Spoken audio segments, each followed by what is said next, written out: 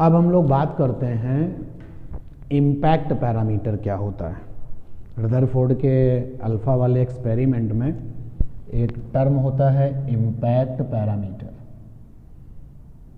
Impact parameter, और हम इस फिजिकल टर्म को जानेंगे भी कि क्या होता है। इसका सिंबल बी। तो सबसे पहले समझ लेते हैं इम्पैक्ट पैरामीटर क्या होता है, बाद में डेफिनेशन देखेंगे। जैसे ये न्यूक्लियस है, रदरफोर्ड के अल्फा स्कैटरिंग एक्सपेरिमेंट में न्यूक्लियस वर्सेस अल्फा पार्टिकल्स की बातचीत हो रही थी, तो ये न्यूक्लियस हमने दिखा दिया। एक्चुअली ये न्यूक्लियस का सेंटर हमने दिखाया है, तो ये आप देख सकते हो न्यूक्लियस का सेंटर है, और न्यूक्लियस के पास में चार्ज था Ze। तो अल्फा पार्टिकल जा रहे हैं, ये अल्फा पार्टिकल जो बम्बार्डिंग की गई थी, उन्होंने गोल्ड की लीव ली थी, गोल्ड की सोने की एक पत्ती ली थी और उस पर जो है बम्बार्डिंग कराई थी। तो अल्फा पार्टिकल की ये बम्बार्डिंग हो रही है। तो देखा ये गया था कि बहुत सारे अल्फा पार्टिकल जो थे वो सीधे निकल गए थे। तो इससे ये पता चला था कि जो एटम है वो हॉलो होता है। कुछ alpha particle, 1 alpha particle out of 8000 alpha particles, उन्होंने स्कैटरिंग दिया था, मतलब डिफ्लेक्शन दिया था। तो मान लेते हैं कि ये जो अल्फा पार्टिकल है ये जा रहा था गोल्ड की लीफ के पास, गोल्ड की लीफ के पास जा रहा था, मतलब न्यूक्लियस के पास जा रहा था, और वो यहाँ से स्कैटर्ड हो गया। नाउ चेक द पॉइंट जहाँ पे वो स्कैटर्ड हुआ, कितने एंगल पर स्कैटर्ड हो गया, थीटा एंगल पर स्कैटर्ड हो गया। तो उस पॉइंट को देखो जहाँ से वो स्कैटर्ड हुआ, तो वो पॉइंट बच्चों ये है। मान लेते हैं इस पॉइंट का नाम है M। जिस पॉइंट से अल्फा पार्टिकल स्कैटर्ड हुआ है, उस पॉइंट पर अल्फा पार्टिकल की इनिशियल वेलोसिटी क्या थी। तो देखो इनिशियल वेलोसिटी तो अल्फा पार्टिकल की ये थी, तो स्कैटर्ड पॉइंट पर अल्फा पार्टिकल की जो इनिशियल वेलोसिटी है, तो पता ये लगाओ कि उस इनिशियल वेलोसिटी की डायरेक्शन की इस न्यूक्लियस के सेंटर से क्या परपेंडिकुलर डिस्टेंस है। इसी परपेंडिकुलर डिस्टेंस को इम्पैक्ट पैरामीटर कहा जाता है। फिर से समझिएगा, मान लो ये अल्फा पार्टिकल है, तो ये अल्फा पार्टिकल जा रहा है, यहां तक पहुंचा और यहां से ये स्कैटर्ड हो गया, थीटा डिग्री पे स्कैटर्ड हो गया। तो सबसे पहली बात, वो जगह कौन सी है जहां से स्कैटर्ड हुआ। बच्चों वो जगह ये है, मान लेते हैं इस जगह का नाम N है। तो सबसे पहले उस जगह को चेक करो जहां पे स्कैटरिंग हुई है, मतलब अल्फा पार्टिकल जा रहा था, कहां तक पहुंचने के बाद स्कैटर्ड हुआ है, उस जगह को आप देख लीजिए।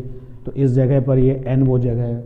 जिस जगह पर स्कैटरिंग हुई है, स्कैटरिंग का मतलब वो अपने रास्ते से भटक के कहीं और चला गया है, तो जिस जगह से स्कैटरिंग हुई है उसी जगह पर इनिशियल वेलोसिटी की डायरेक्शन दिखा दूं। तो भाई अल्फा पार्टिकल की इनिशियल वेलोसिटी की डायरेक्शन ये है इनिशियल वेलोसिटी की डायरेक्शन अल्फा पार्टिकल की। तो ये जो डायरेक्शन ऑफ इनिशियल वेलोसिटी है, उसकी न्यूक्लियस के सेंटर से जो दूरी है, that is called the impact parameter. अच्छा, अलग अलग जैसे मान लेते हैं कि इस वाले अल्फा पार्टिकल की स्कैटरिंग जो थी उसमें थीटा 1 एंगल था, और इस वाले अल्फा पार्टिकल की जो स्कैटरिंग थी उसमें थीटा 2 एंगल था। तो यहाँ का इम्पैक्ट पैरामीटर B1 होगा और यहाँ पर B2 होगा। तो इम्पैक्ट पैरामीटर क्लियर हो रहा है कि नहीं क्लियर हो रहा है, तो जो कहा जा रहा है उस पर ध्यान दें। अब जो कहा जा रहा है और साथ साथ जो लिखा जा रहा है उस पर ध्यान दें। What is impact parameter. तो इम्पैक्ट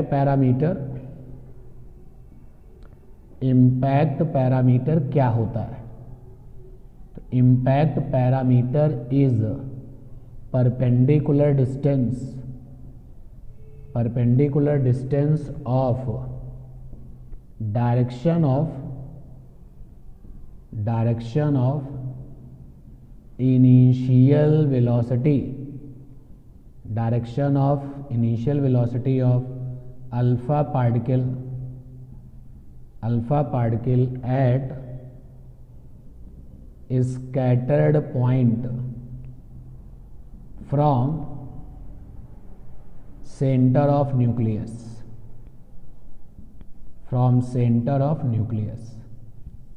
जो लिखा गया है वही वहां पे किया गया कि इम्पैक्ट पैरामीटर है क्या। इम्पैक्ट पैरामीटर परपेंडिकुलर डिस्टेंस होती है किसकी, direction of initial velocity of alpha particle at the scattered point. Scattered point पर अल्फा पार्टिकल की जो डायरेक्शन ऑफ इनिशियल वेलोसिटी है उसकी न्यूक्लियस के सेंटर से डिस्टेंस होती है परपेंडिकुलर वाली, और इसको इम्पैक्ट पैरामीटर कहते हैं।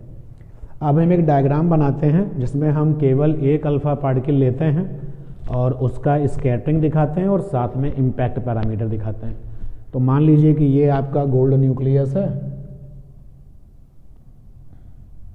तो ये गोल्ड न्यूक्लियस है, सेंटर है इसका, जेड इसके पास चार्ज है।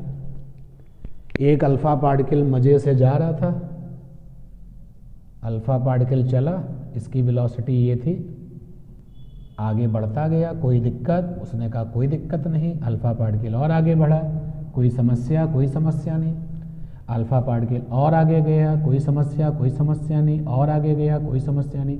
जब ये यहाँ पहुँचा तो पता चला ये यहाँ से स्कैटर्ड हो गया, इस जगह से स्कैटर्ड हो गया, ये जगह हमने एम ले ली। तो कहाँ पर स्कैटर्ड हुआ है उस पॉइंट को देख लो, स्कैटर्ड पॉइंट एम हो गया।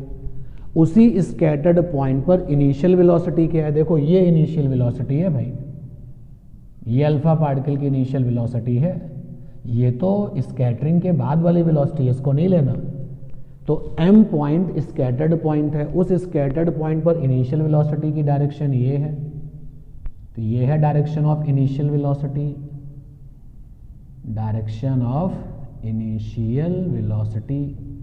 तो बस इस इनिशियल वेलोसिटी की डायरेक्शन का न्यूक्लियस के सेंटर से जो परपेंडिकुलर डिस्टेंस है that is called impact parameter, that is called the B.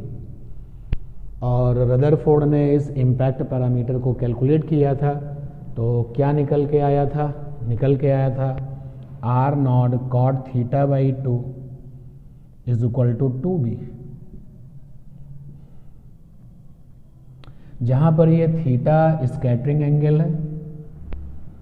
बहुत सारे अल्फा पार्टिकल्स की स्कैटरिंग एंगल अलग अलग ही होगी, तो स्कैटरिंग एंगल है यहाँ पर थीटा, और b इम्पैक्ट पैरामीटर है, इम्पैक्ट पैरामीटर। और आर नॉट क्या है, आर नॉट है डिस्टेंस ऑफ क्लोजेस्ट अप्रोच, और इसको आपने निकाला है डिस्टेंस ऑफ क्लोजेस्ट अप्रोच। और आर नॉट निकालने का जो तरीका था अल्फा पार्टिकल के केस में, तो आर नॉट निकल के आया था 1/4πε0 2ze² के जो है यहाँ पर इधर लिखते हैं के बारे में, के is kinetic energy of alpha particle,